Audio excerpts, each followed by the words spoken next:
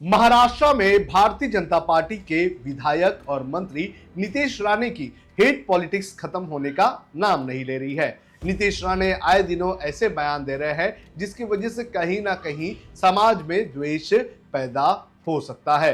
अब नीतीश राणे ने मुस्लिम लोगों और छत्रपति शिवाजी महाराज की सेना को लेकर एक ऐसा विवादित बयान दिया है जिसके बाद सिर्फ विरोधी ही नहीं बल्कि जो उनकी सरकार में शामिल हैं वो भी नीतीश राणे का विरोध करने लगे हैं।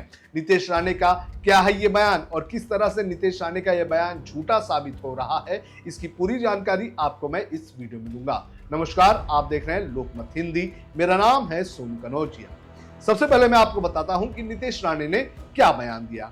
दरअसल नीतीश राणे कल एक कार्यक्रम में थे और इस कार्यक्रम में नीतीश राणे ने लोगों को संबोधित करते हुए ये कहा कि छत्रपति शिवाजी महाराज की सेना में कोई भी मुस्लिम नहीं था। उन्होंने क्या कहा वो मैं वर्ड टू वर्ड बता देता हूं।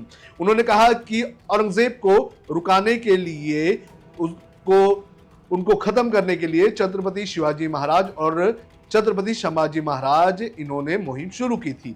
उसके बाद उन्होंने कहा कि हमारे यहाँ लेकिन आज कुछ ऐसे लोग हैं जो ये कहते हैं कि छत्रपति शिवाजी महाराज की सेना में मुस्लिम सैनिक हुआ करते थे, लेकिन कोई भी मुस्लिम सैनिक छत्रपति शिवाजी महाराज की सेना में नहीं था। इसके बाद वो कहते हैं कि ये अलग ही टेप रिकॉर्डर चलता रहता है कि ये लड़ाई हिंदू विरुद्ध मुस्लिम नहीं थी, लेकिन ये लड़ाई हिंदू विरुद्ध मुस्लिम ही थी। छत्रपति शिवाजी महाराज और संभाजी महाराज की लड़ाई हिंदू बनाम इस्लाम की थी और हमारे राजा ने हिंदुत्व को कहीं भी झुकने नहीं दिया इस्लाम के सामने। तो इस तरह का उन्होंने बयान दिया और उसके बाद लगातार नीतीश राणे के इस बयान की जो है आलोचना होने लगी है। नीतीश राणे की इस बयान पर न सिर्फ विरोधी पार्टियां बल्कि सत्ता में शामिल जो पार्टियां हैं जैसे कि एनसीपी के मुखिया अजित पवार, उन्होंने भी नीतीश राणे के इस बयान की आलोचना की है और कहा है कि नीतीश राणे को ऐसे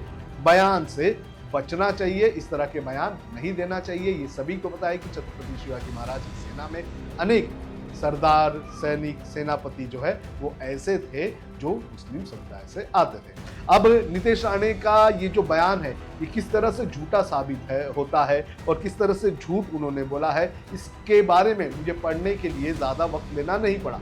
मुझे बस 5 से 10 मिनट निकालना पड़ा और उसमें मुझे पता चल गया कि जो नीतीश राणे बोल रहे हैं वो किस तरह से झूठ है। दरअसल मैंने महाराष्ट्र में 4वीं और 7वीं क्लास में मराठी में जो छत्रपति शिवाजी महाराज पर आधारित और उनके साम्राज्य की जो किताब है उन किताबों को मैंने थोड़ा रिसर्च किया तो पता चला कि जो नीतीश राणे कह रहे हैं वो पूरी तरह से झूठ है।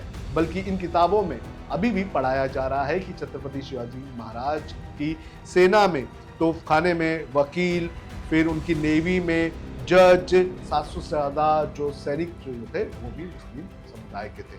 अब मैं एक एक करके आपको बताता हूँ कि कौन कौन वो बड़े नाम है जो छत्रपति शिवाजी महाराज की सेना में थे।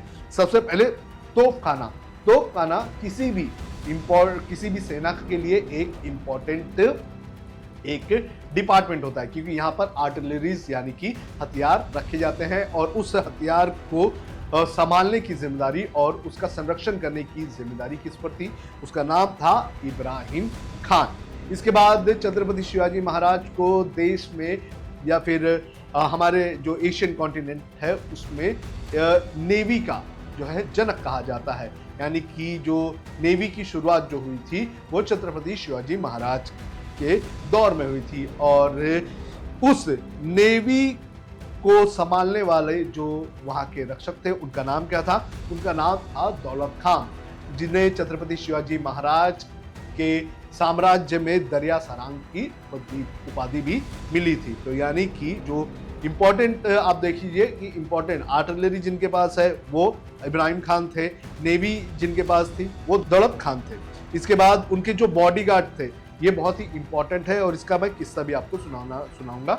अब मदारी मेहतर ये छत्रपति शिवाजी महाराज के बॉडीगार्ड हुआ करते थे। आपको बता दें कि जब औरंगजेब ने छत्रपति शिवाजी महाराज को दिल्ली सल्तनत बुलाया था और उसके बाद छत्रपति शिवाजी महाराज को आगरा में कैद कर लिया गया था, तो उस वक्त जो मदारी मेहतर थे उनकी मदद से जो है छत्रपति शिवाजी महाराज जो है वो औरंगजेब की कब्जे से भागने में कामयाब हुए थे। छत्रपति शिवाजी महाराज की पूरी मदद जो है वो मदारी मेहतर ने की थी।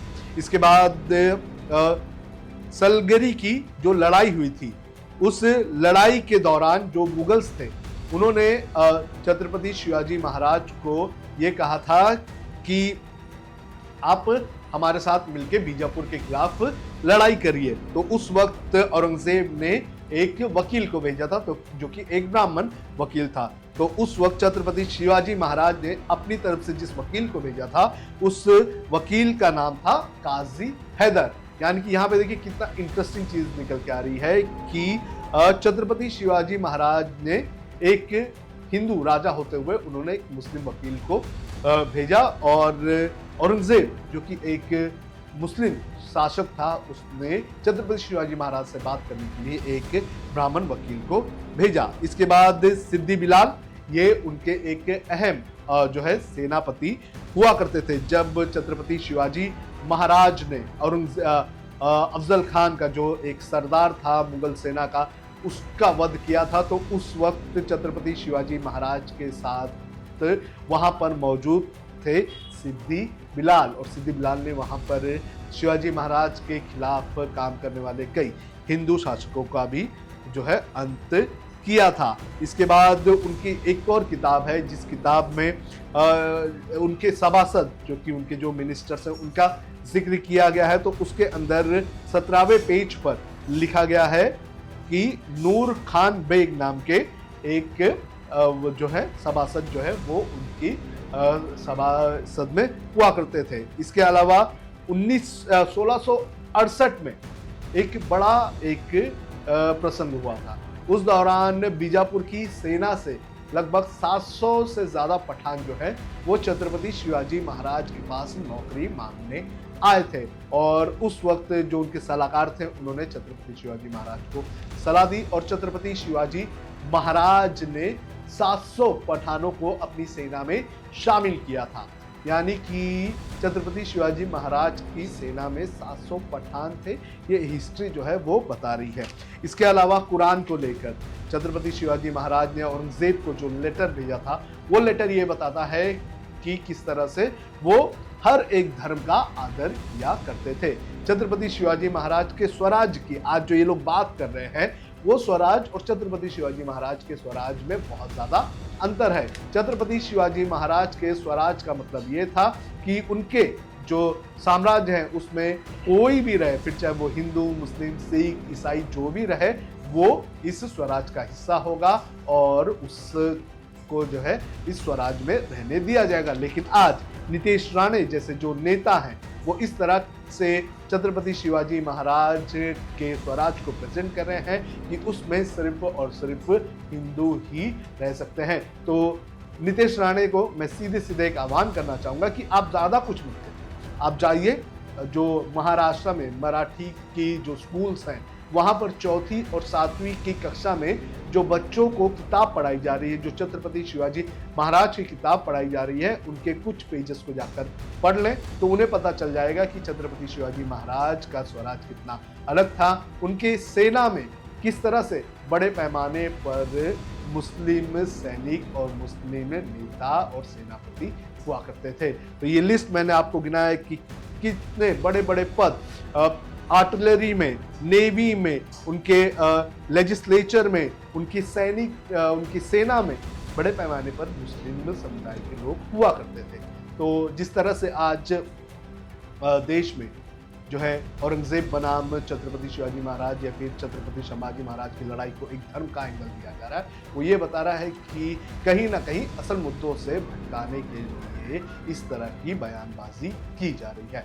आपको क्या लगता है कि नीतीश राणे का ये बयान कितना सही है, कितना गलत है? आप उसे कितना सही, कितना गलत मानते हैं? आप हमें कमेंट करके जरूर बताएं।